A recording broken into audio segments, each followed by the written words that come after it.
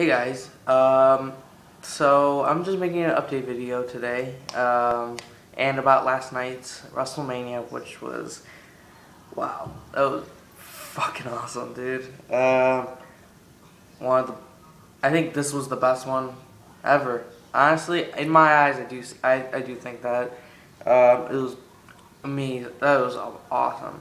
But, I'll get to that in a second. But, right now I got an update. I picked up a figure. Well, my dad got it for me. I saw it and my dad got it for me, which is pretty awesome. And this is one I've been looking for a very long time now. Saw it off Ringside Collectibles, but they're overpriced. And so I saw two of these, and one of them was a little torn up, and I was like, oh man, I'm gonna be pissed off.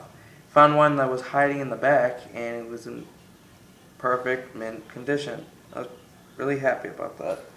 So here it is. Battle Pack, 2-pack, Macho Man, CM Punk and Macho Man. And Macho Man comes with the Wing Eagle title. Awesome, here's the back of it. The only complaint I have a little bit, I know this was his tribute when the day after he died, Punk wore this. I don't get why they couldn't just put him in pink too. He has purple, I don't know why they just didn't do pink and pink. But anyway, no, it's still cool though. I really like this. This is pretty awesome. So yeah, there's that. So we got that. And so WrestleMania last night. WrestleMania last night was awesome. Opening matchup was Sheamus versus Daniel Bryan, or Bryan Danielson, as I like to call him. This is the only thing that kind of pissed me off. 18-second match. Sheamus got him with a bro kick. 1, 2, 3.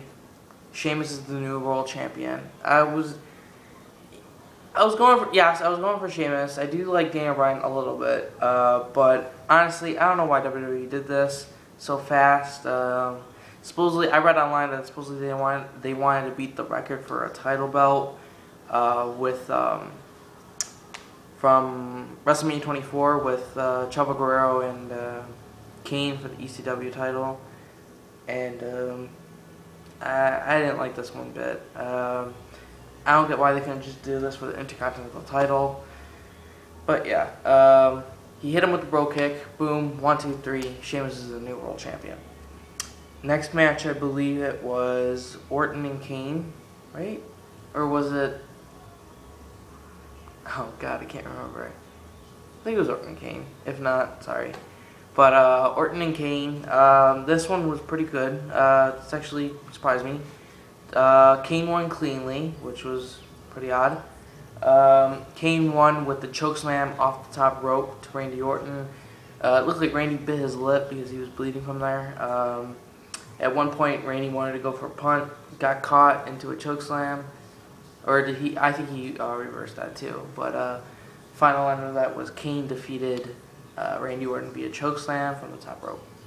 Then Intercontinental title match, which was Cody Rhodes versus Big Show. Finally waiting for Big Show's big break. He's been embarrassed. He finally picks up the win. Big Show is a new Intercontinental title champion. Sorry, he's a new Intercontinental champion.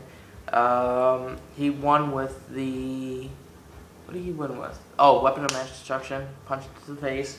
Got it, 1, 2, 3. This was alright match. I thought this was gonna be a really dumb match since it was a smaller guy versus a bigger guy, but it was actually alright. So Big Show won the Intercontinental title, and yeah. Next match, I believe we had the Divas match, which yeah. Maria Menounos and Kelly won. That's all I'm going to say. And then we have the end of an era match. Wow. This topped last year's WrestleMania, and I believe this topped WrestleMania 25. I don't know. It was too good. It was very, very good. I loved it so much. My favorite part of the match was when Taker took down the Hood, and all of a sudden you saw him with a mohawk, bald with a mohawk, short mohawk.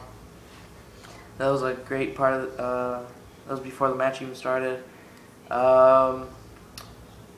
this was a very good match, and during a point of the match, I was like, wow, Taker's getting a lot of hits. And you know what? Honestly, Taker looked very good. He didn't look slow. Like last year he didn't look that great. This year he looked very good. My dad pointed out something that he gained a little weight on the stomach. The rest of him was fine, just a little stomach weight. But he looked great. He was fast, quick, everything. He was spot on. No botches, anything. It was very good. He took a lot of chair shots to the back, and at one point when he took off his the top on his back, you saw all the broken blood vessels on his back, and it was nasty. He gave it to Triple H too. Triple H was busted open on the side of his eye. I believe it was from when Taker put his face to the steel steps, and it looked like he cut the edge of it. But yeah, so at one point I thought the match was going to be over when Shawn Michaels hit the super kick to Taker, and then Triple H hit the pedigree, and I was very surprised. I was like, oh my god, it's over, it's over. Taker kicks out. Took 2 tombstones for Taker to defeat Triple H. Taker 20-0. Amazing match. It was very awesome. At one point, I was waiting for Brock Lesnar to come out or something like that, but he didn't show up, but it was fine. And then the next match, I believe we have Team Teddy versus Team Johnny. I wanted Team Johnny to win, and they did win.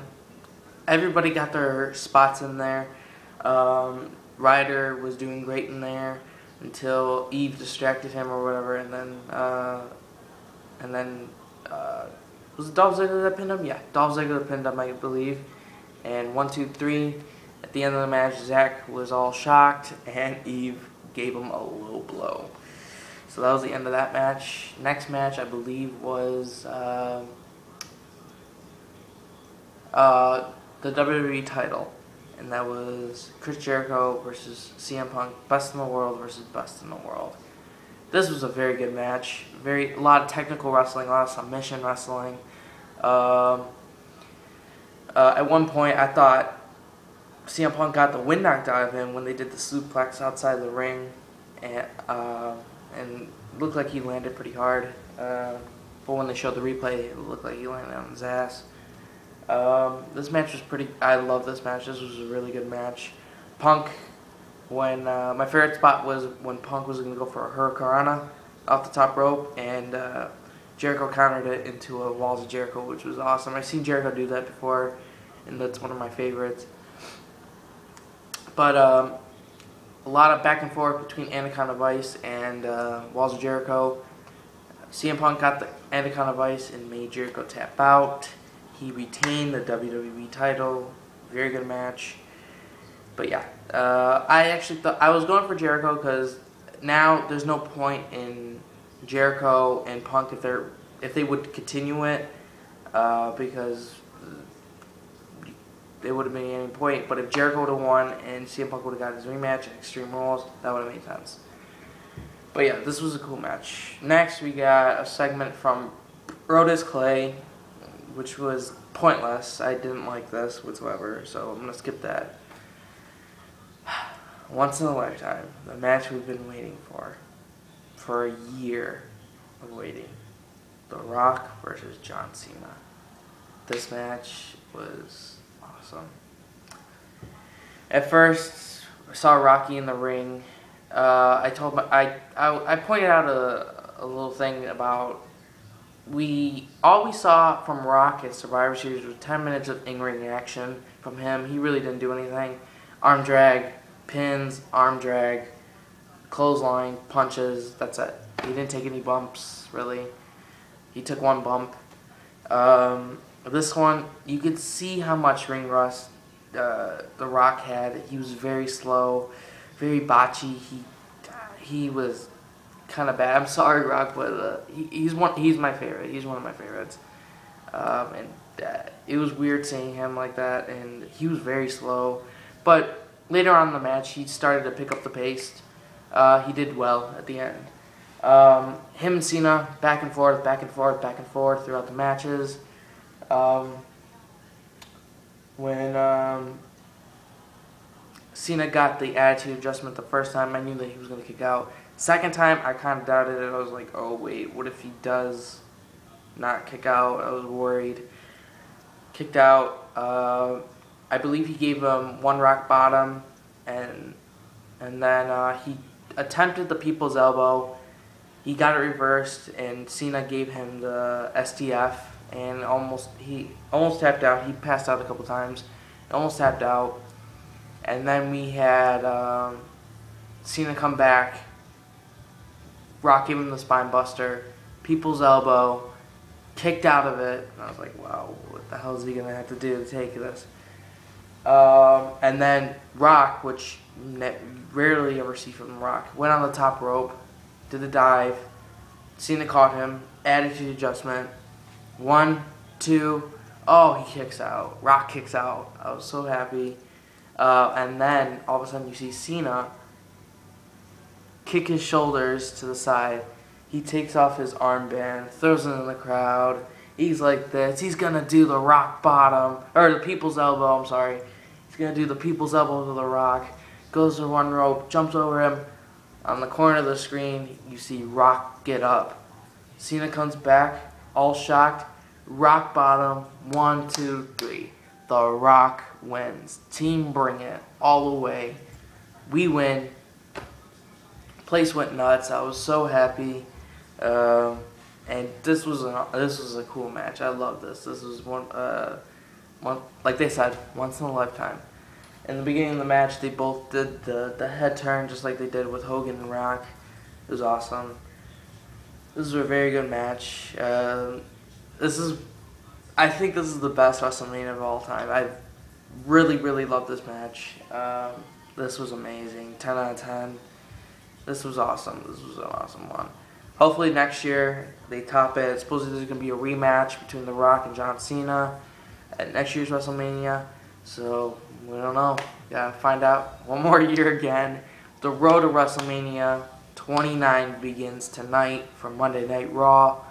We're supposed to see Brock Lesnar return. Hopefully this happens. Supposedly he signed a 1-year contract with WWE. Hopefully this happens. So yeah, we're just gonna have to find out. So comment, rate, and subscribe, guys. See you later.